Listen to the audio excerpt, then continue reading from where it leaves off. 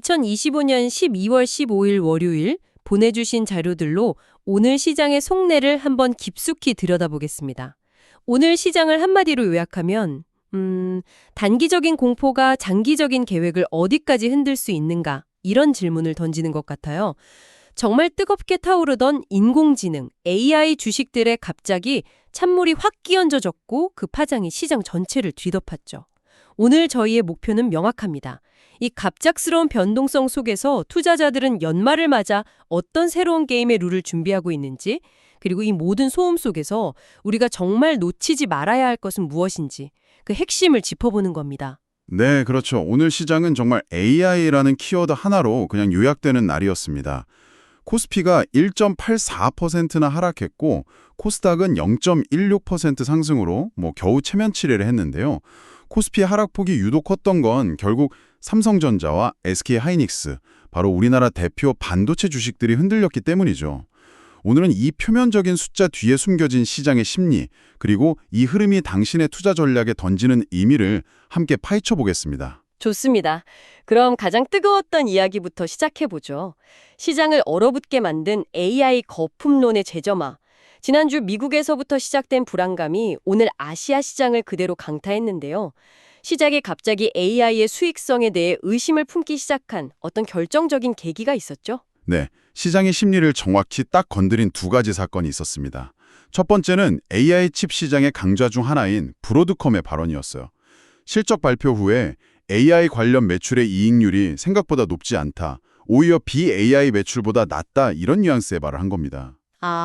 그동안 시장은 AI, 깍지만 붙으면 엄청난 이익이 날 거라고 기대했는데 그 환상에 처음으로 균열이 생긴 거죠. 그러니까 그동안은 AI다 돈이 될 것이다라는 막연한 기대감으로 주가가 올랐다면 이제는 그래서 구체적으로 얼마를 벌 수 있는데 이런 현실적인 질문이 시작된 거군요. 정확합니다.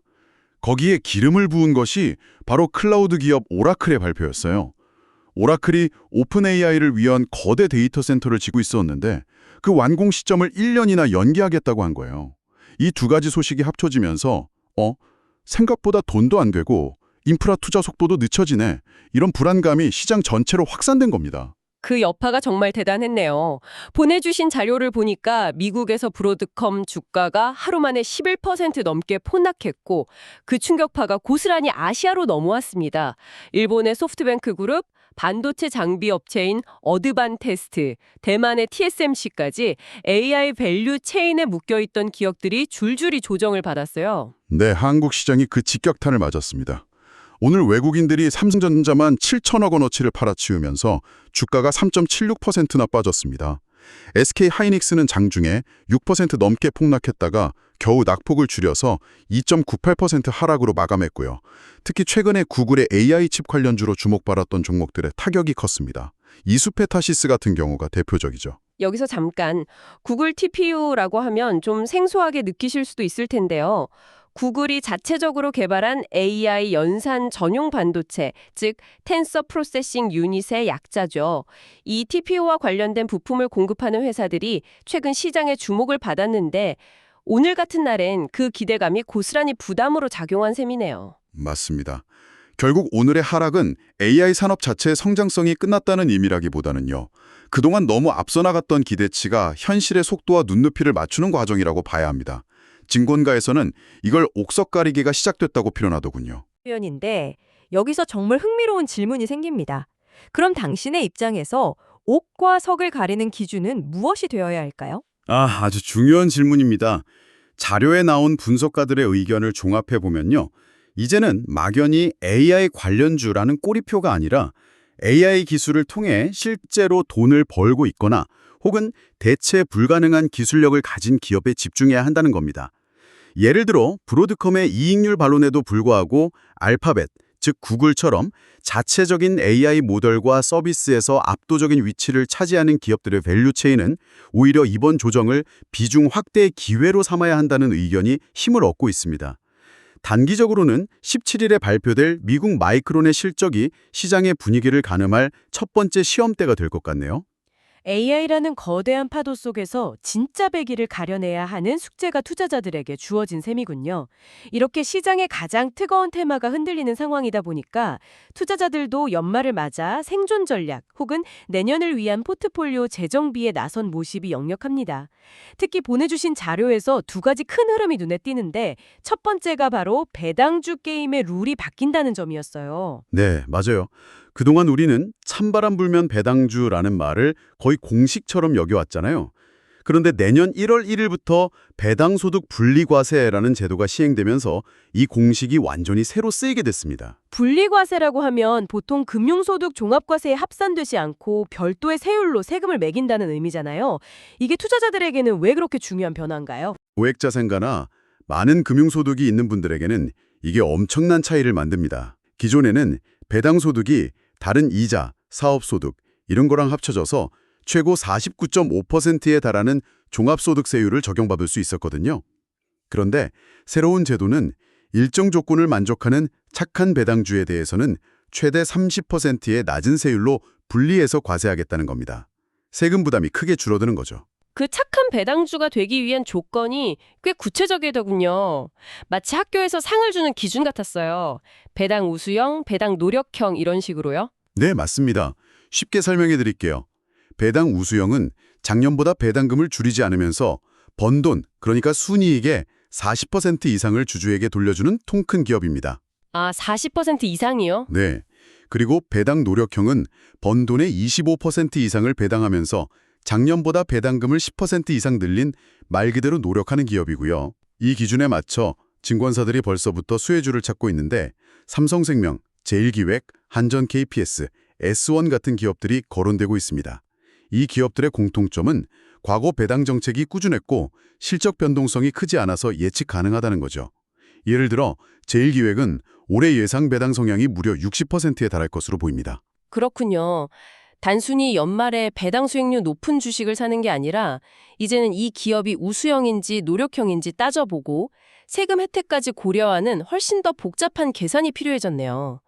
그런데 이것보다 더 근본적인 변화도 있다고요? 네, 바로 선배당 푸투자 문화의 확산입니다.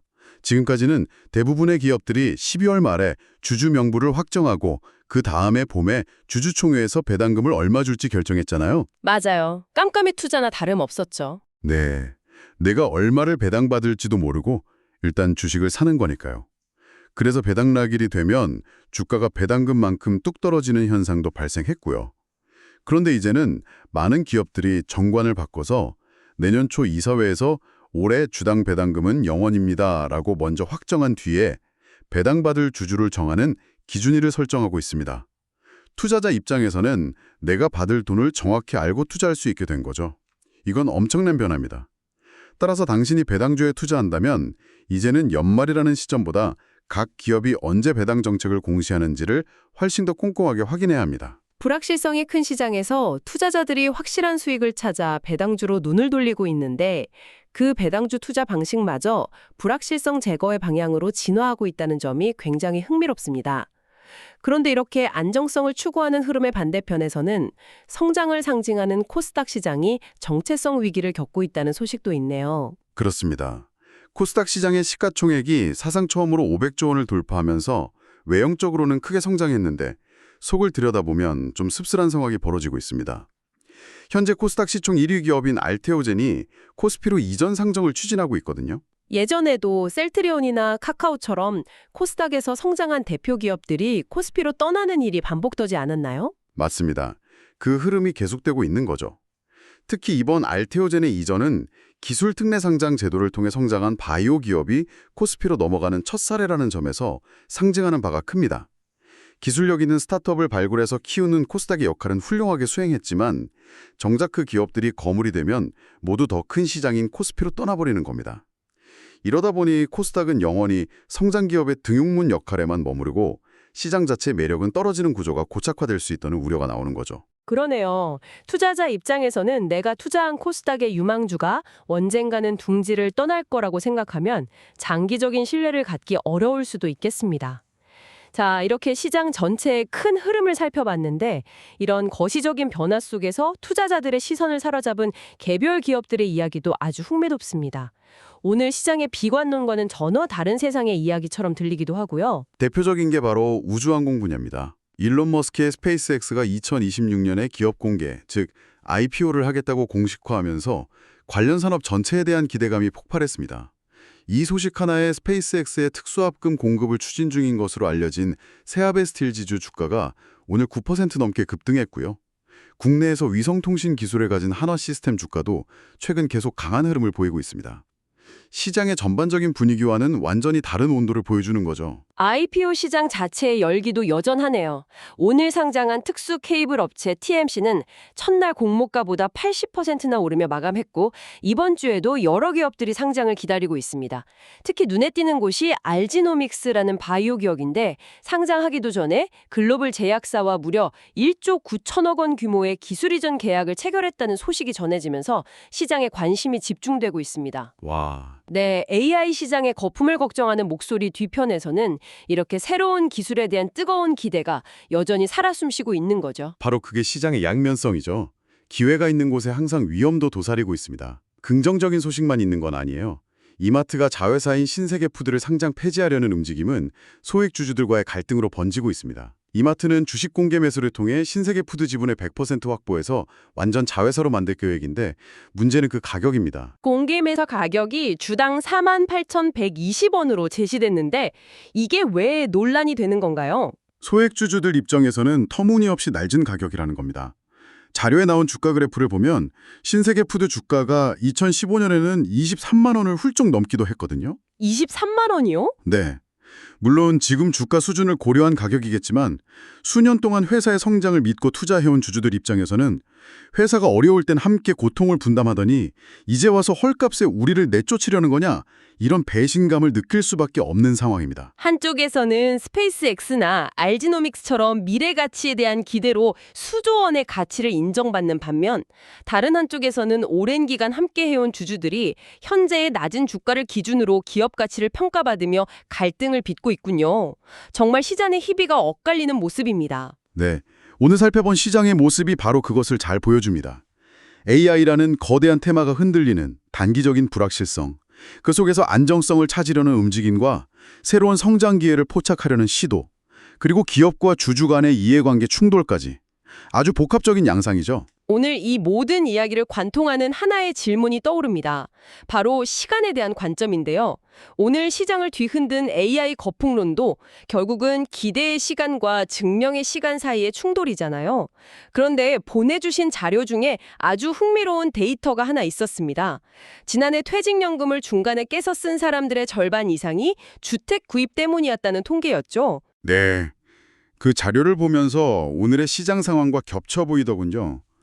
당장 눈앞에 내 집 마련이라는 시급한 문제를 해결하기 위해 수십 년간 복리의 마법을 통해 불려나가야 할 노후 자금이라는 장기 계획을 희생시키는 겁니다. 한 전문가가 제시한 비유가 아주 인상 깊었어요. 똑같은 돈을 투자하더라도 중간에 계속 돈을 인출해서 쓴 철수와 묵묵히 장기간 꾸준히 재투자한 영위의 최종 자산은 연 6%라는 동일한 수익률 가정하에서도 10배 가까이 차이가 날 수 있다는 분석이었죠. 복리라는 시간의 힘을 스스로 걷어차는 셈입니다. 바로 그 지점입니다. 우리는 오늘 AI 주식의 급락이라는 헤드라인에 집중했지만 어쩌면 더 중요한 질문은 우리 자신의 투자 시간표에 있는 것 같습니다. 시장은 브로드컴의 한마디, 오라클의 발표 하나와 같은 단기적인 소음에 끊임없이 흔들립니다. 동시에 우리의 현실에서는 주택 구입, 자녀 교육비 같은 시급한 문제들이 장기적인 재무 계획을 위협하죠. 그래서 마지막으로 당신에게 이 질문을 던지고 싶습니다.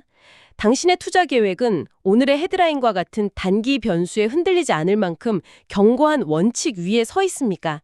아니면 눈앞의 파도에 휩쓸려 당신이 정말 가고자 했던 장기적인 목표라는 항로를 잃어버릴 위험에 처해 있습니까?